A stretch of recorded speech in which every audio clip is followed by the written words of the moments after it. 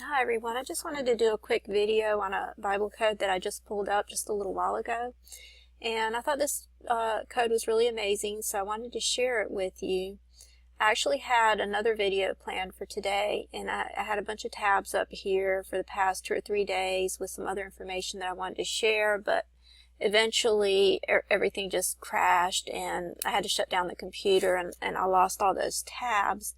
So I want to go ahead and do this video first, and then once I clear out all these tabs, I'll try to do the original video that I wanted to do.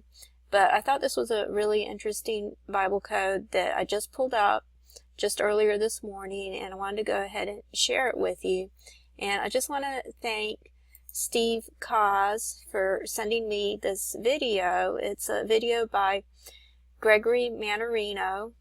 And this is the video that inspired me to search this Bible code, because once I finished watching that video, I started to watch another video that was done by him that happened to come up on the side, which was this one right here. And as you can see, the title of this video is Meltdown, the Global Financial System is a Ponzi Scheme. And I just saw the word meltdown, and for some reason I was just inspired to try to do a Bible code. I thought that would be a good term to try to pull up. And I tried to pull it up as all one word, and it didn't come up that way. But then when I broke it down, it came up. And then the next word I tried to put in was the word global.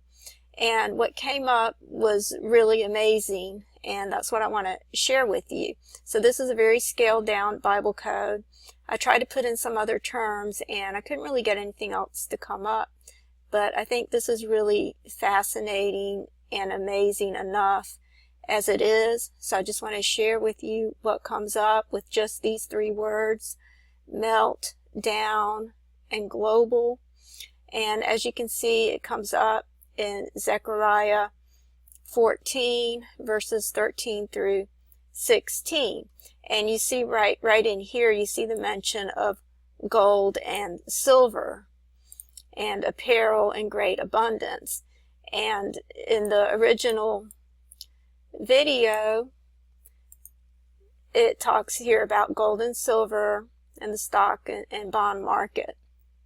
So these are all tied in together, and they all come up in this matrix. So, and I'll show you how the stocks and bonds come up in this matrix as well once we get into it. But first I just want to go over the terms. The first term that you see up here is the word melt, the letters M, E, L, T. And then you see down over here in the pink, the letters D, O, W, N. And then over here in the lavender, coming at an angle, you see the word global with the letters G, L, O, B, A, L. And what's really amazing is the matrix that this comes up in, which is always the case. It's always the matrix that's the most amazing thing that it comes up in, which matches the terms. And so I'm going to go ahead and read the matrix, starting with verse 13. And it says, "And it shall come to pass in that day that a great tumult from Jehovah shall be among them, and they shall lay hold every one on the hand of his neighbor, and his hand shall rise up against the hand of his neighbor.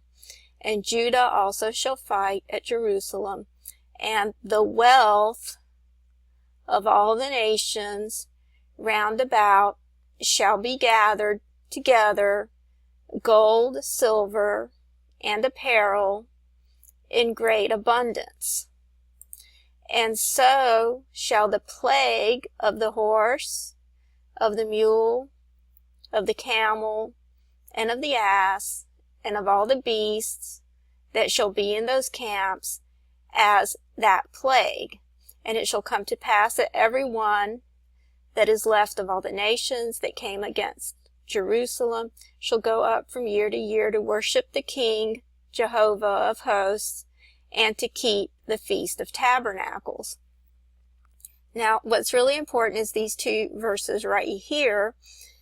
And this verse right here in verse 15, where it says, "And so shall the plague of the horse, of the mule, of the camel, and of the ass, and of all the beasts that shall be in those camps, as that plague."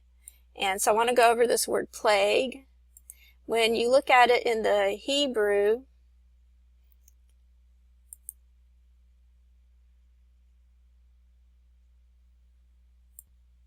okay, it's going to be in verse 15 right here. So when you look at the word plague in the Hebrew, it's this word right here. And it means blow, slaughter, plague, pestilence, strike, smite, blow, fatal, stroke. And so this is going to be a fatal stroke. And let's go back to Zechariah. And then I want to show you how this word is translated in the Greek, in the Septuagint. In the Septuagint, it uses this word right here. And I immediately recognized this word in the Greek. This is a word that means fall. And I'll just show it to you.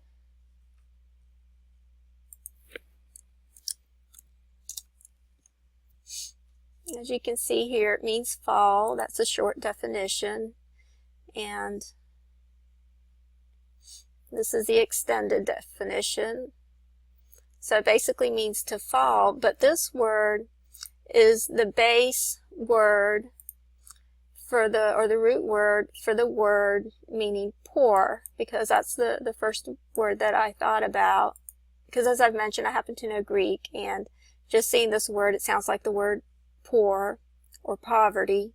It's the root word for that in the Greek, and I just want to show you that the word poor is this word right here, and it comes from the word which means fall. So I'll just show you that.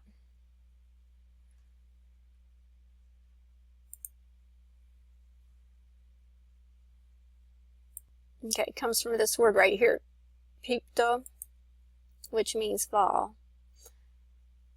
You see that word right here.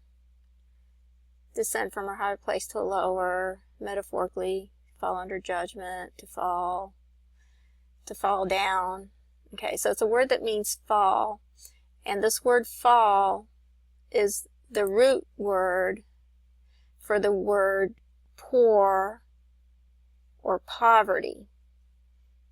Okay, so you see all these meanings here: beggarly, poor, and it comes from the word fall.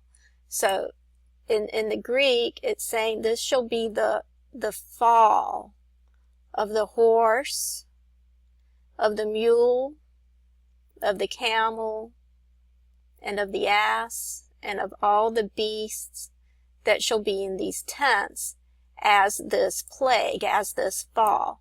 So you have to keep in mind that back then, these were the stocks that people had. People had horses, they had mules and camels. Those were their stocks, their assets. And it's saying this will be the fall of those assets. And over here in the Hebrew, this word means a fatal stroke or fatal blow. Okay, and it comes up in this matrix. I just happened to put in the words meltdown, global, a global meltdown. And it's all going to happen in one day, because over here, because first of all, Zechariah 14 is talking about the day of the Lord. We go back to the beginning. It says, "Behold, the day of the Lord cometh, and thy spoil shall be divided in the midst of thee. For I will gather all nations against Jerusalem to battle, and the city shall be taken, and the houses rifled, and the women ravished, and half of the city shall go forth into captivity, and the residue of the people shall not be cut off from the city. Then shall the Lord go forth and fight against those nations, as when he fought in the day of battle. And his feet shall stand in that day upon the Mount of Olives, which is before Jerusalem, on the east, and the Mount of Olives shall cleave in the midst thereof toward the east and toward the west, and there shall be a very great valley, and half of the mountain shall be removed toward the north, and half of it toward the south. And ye shall flee to the valley of the mountains, for the valley of the mountains shall reach unto Azal. Yea, ye shall flee, like as ye fled from before the earthquake in the days of Uzziah, king of Judah. And the Lord my God shall come, and all the saints with thee. And I know a lot of people teach that this doesn't happen until the end of 7 years, that first there's the rapture, and then 7 years later is the day of the Lord, or the second coming, that they're two separate events. But I have to strongly disagree with that. I believe they're all the same event. And if you put in here, flee to the mountains, you'll see that this is a parallel to what Jesus talked about in the book of Matthew. It doesn't come up here, but he talked about it in Matthew, Mark, and Luke. And the same thing is being talked about in Zechariah. And Jesus said, but when you shall see the abomination of desolation, the tribulation begins with the abomination of desolation. The first half of Daniel's 70th week has already been fulfilled. That was fulfilled by Christ. He's the one who confirms the covenant. And he confirmed the first half of the prophecy at his first coming, and the second half will be confirmed at his second coming. And it all begins again with the abomination of desolation. So Jesus is saying here, but when ye shall see the abomination of desolation spoken of by Daniel the prophet standing where it ought not, let him that readeth understand. Then let them that be in Judea flee to the mountains. And then it's pretty much saying the same thing here in Luke. And then in Zechariah 14:5 it says, and ye shall flee to the valley of the mountains, for the valley of the mountains shall reach unto Azal. Yea, ye shall flee, like as you fled from the earthquake in the days of Uzziah, king of Judah.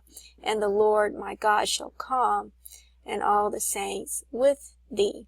This is the rapture. The rapture and the second coming are all one and the same.